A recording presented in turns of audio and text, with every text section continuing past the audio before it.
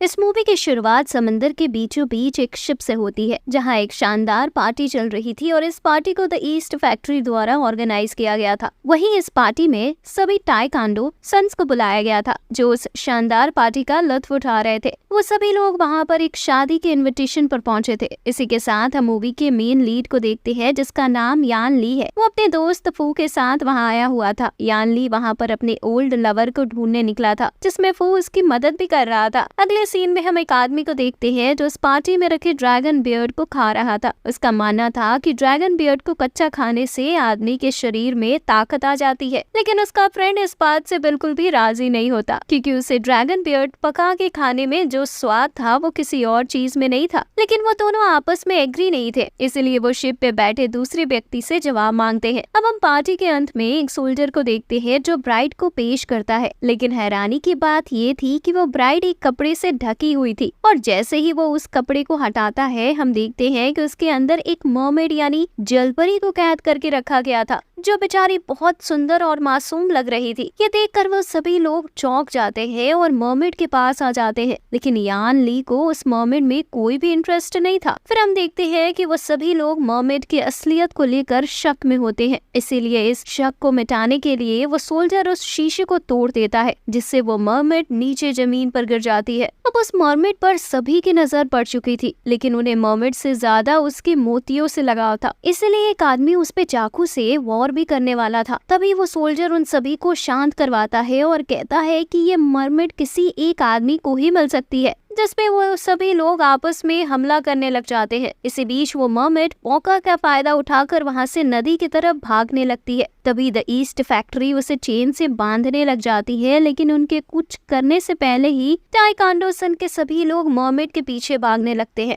अब काफी परेशानियों के बाद वो लोग उस मर्मेड को चारों तरफ से घेर चुके थे, लेकिन मर्मेड को परेशान होता देख वो अपने दोस्त यानी ली को मदद करने को कहता है। वो फू की बात मानकर उस मर्मेड की जान बचा लेता है, जिसपे वो मर्मेड अपने मासूमियत से यान ली को अट्रैक्ट करने लगती है, लेकिन यान ली बड़े एटीट्यूड के साथ उसे अपने नाटक बंद करने के लिए कहता है। पर तभी अचानक द ईस्ट फैक्ट्री का एक सोल्जर आगे बढ़ते हुए यान ली पर हमला करता है, लेकिन यान ली अपने तलवार से उसके मुखौटे को 2 हिस्सों में तोड़ देता है, और वो सोल्जर कोई और नहीं बल्कि जाओ जोंग था, जो काफी समय पहले ही पेंगलाई आइलैंड पर मर चुका था। लेकिन उसे जिंदा देखकर यानी ली और वो दोनों ही सरप्राइज्ड हो चुके थे। अब इसी के साथ जाओ जोंग यानी ली पे गोली से हमला करता है, लेकिन यान ली अपने को बचा लेता है, क्योंकि इसके पास समुंदर मोती होती है, जिससे वो आम इंसानों से ज्यादा ताकतवर था। वहीं हम देखते हैं कि वो मर्मेड, जिसे हम मासूम समझ रहे होते हैं, वो उन सभी सोल्जर की मालकिन थी, जिसका असली रूप एक विच का था और उसका नाम मेलानी होता है। लेकिन मेलानी ने मर्मेड बनने का नाटक किया था, जिसे यान ली आसानी से पहचान चुका होता है। वहीं हम ये भी देखते हैं कि जाओ सोंग अब मेलानी का एक सोल्जर बन चुका था, जिसपे फू को बिल्कुल भी विश्वास नहीं होता है। हमें ये भी पता चलता है कि मेलानी जाओ सोंग को अपने कुत्ते की तरह ट्रीट करती थी। इसी के साथ मेलानी और यान ली में बात शुरू हो गई थी, जहाँ वो यान ली के पास्ट को अच्छे से जानती थी।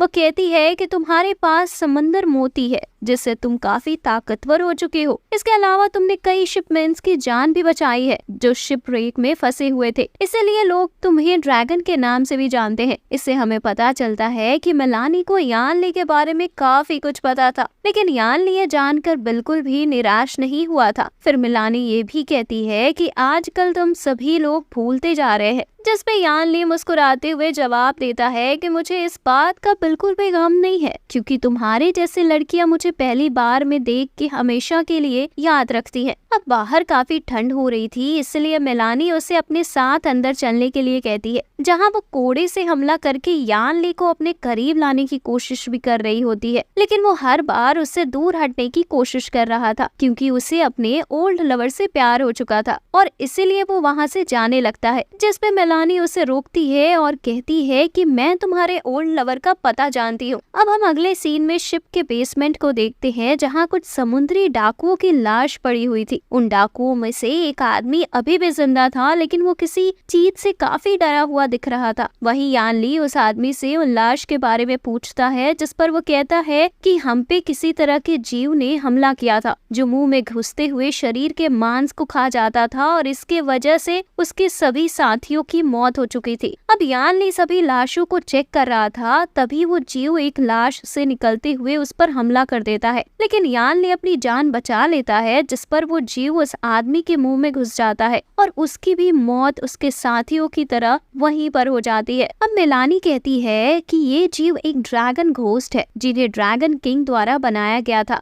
जो समय के साथ साथ मल्टीप्लाई होते जा रहे हैं और उन्हें जल्द से जल्द खत्म करना होगा। इसलिए उन्हें पीच ब्लॉसम द्वीप जाना होगा, जहां ड्रैगन किंग का वास था। वो ये भी बताती है कि पीच ब्लॉसम द्वीप के चारों तरफ तूफान घिरा हुआ होता है।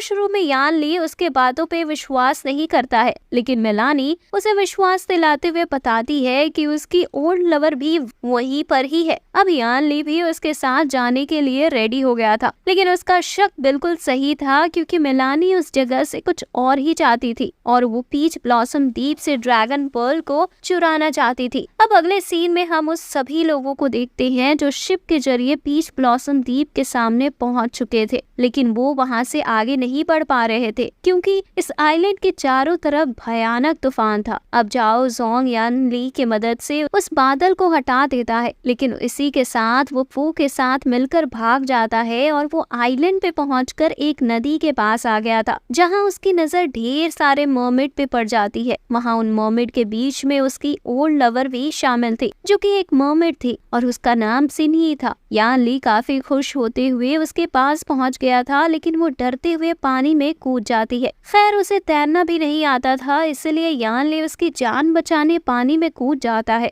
वो उससे उसका हालचाल पूछता है, लेकिन सिन्ही की याददाश्त अभी तक गायब हो चुकी थी क्योंकि उसने अपनी मोती को खो दिया था। वहीं वो मोती यान ली के पास होती है, इसीलिए वो उसकी याददाश्त याद दिलाने के लिए मोती वापस करने लगता है, लेकिन इसके लिए उसे किस करना था। फिर भी काफी दिक्कतों के बाद वो किस करने में कामयाब हो जाता है, लेकिन सिन्ही की याददाश्त अभी भी वापस नहीं आई थी, पर उसे अपने कुछ लम्हे जरूर याद आ गए थे। तभी अचानक से कोई यान ली पर हमला कर देता है, लेकिन वो हमला दूसरे मर्मेड द्वारा किया गया था। तभी वहाँ पर मेलानी भी पहुँच जाती है, जो उन मर्मेड पर हमला करवाते हुए यान ली को बचा लेती है। अब अपने साथियों को परेशान देख मर्मेड की लीडर भी यहाँ पहुँच जाती है। वो अपने वाटर पावर से मेलानी और उसके सोल्जर को जकड़ लेती है, जिसपे मेलानी उसे अपना साथी बताकर खुद को जकड़ से आजाद करवा लेती है। वहीं मेलानी ग्रुप लीडर के सामने ड्रैगन घोस्ट को पेश करती है, जिसपे उसे समझ आ गया था कि ड्रैगन पर्ल अब समय के साथ कमजोर होते जा रहा है, इसीलिए उन्हें ड्रैगन पैलेस जाकर ड्रैगन पर्ल के पावर को दोबारा एक्टिवेट करना होगा। इसीलिए मेलानी उसकी मदद करने को बोलती है, लेकिन लीडर उसे साफ साफ आने से मना कर देती है, जिसपे मेलानी अपने सोल्जर के साथ वापस शिप पर इंतजार करने चली गई थी। वहीं दूसरी तरफ यान ली भी उनके साथ चलने को बोलता है, लेकिन उसे भी मना कर दिया जाता है क्योंकि वो लोग किसी बाहरी इंसान पे विश्वास नहीं रखते थे। अब हम अगले सीन में यान ली को देखते हैं, जो फू के साथ होता है। यान ली उसे वहां से जाने के लिए कहता है, जिसके जाने के बाद वहां पर सिन्ही भी पहुंच गई थी। अब उन दोनों में बातें होने लगती है और वो दोनों काफी करीब भी होने लगते हैं, लेकिन तभी वहां पर मेलानी पहुंच जाती है, जिसको देखकर वो चुप हो जाती है। वहीं मेलानी यान ली को ड्रैगन पैलेस जाने के लिए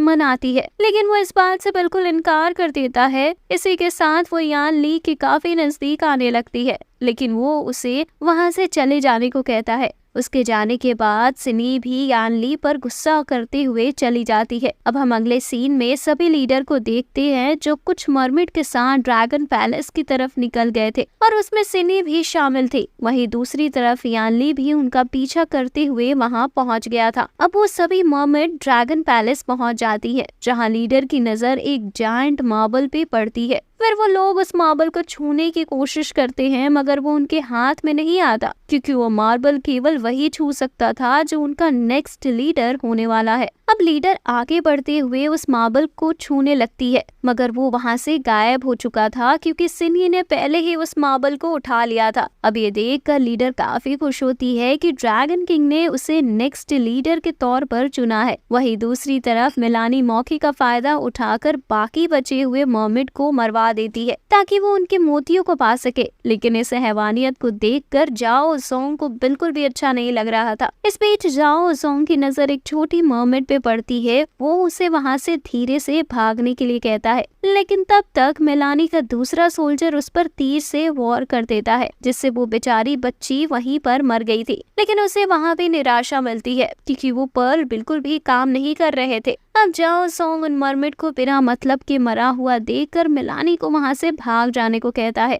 लेकिन मेलानी को ये बात बिल्कुल पसंद नहीं आती और वो उसका काफी मजाक भी उड़ाती है। अब हम अगले सीन में ड्रैगन पैलेस को देखते हैं, जहाँ मर्मेड के आसपास की सभी चीजें हिलने लगती हैं। उन्हें समझ आ गया था कि उस पैलेस को रखवाली कर रहा ड्रैगन अब होश में आ चुका है और तभी वो ड्रैगन उन सभी पर हमला कर देता है। तभी यान ली वहां पहुंचकर शिनी की जान बचा लेता है। वहीं लीडर भी अपने वाटर पावर से उस ड्रैगन को भगा देती है, लेकिन अब शिनी यान ली के प्यार में पड़ जाती है, जिसके बाद उन दोनों में काफी नजदीकियां आ जाती है। अब इसी के साथ सीन शिफ्ट होता है मेलानी पे, जिसका हम असली रूप देखते हैं, जो एक बूढ़ी औरत का होता है। वो अपने उम्र को छुपाने के लिए एक खास तरह के मास्क का इस्तेमाल करती थी। फिर हमें पता चलता है कि वो दोबारा जवान होने के लिए ये सब चीजें कर रही होती है। वहीं अब सिनी को नया लीडर अनाउंस किया जा रहा था, लेकिन तभी वहां पर मेलानी के सोल्जर द्वारा हमला होता है, जिसमें पुराने लीडर को काफी चोट भी लगी थी। अब वो सोल्जर सिनी के हाथों से उस मार्बल को छीन लेते हैं, जिसे मेलानी ले लेती है।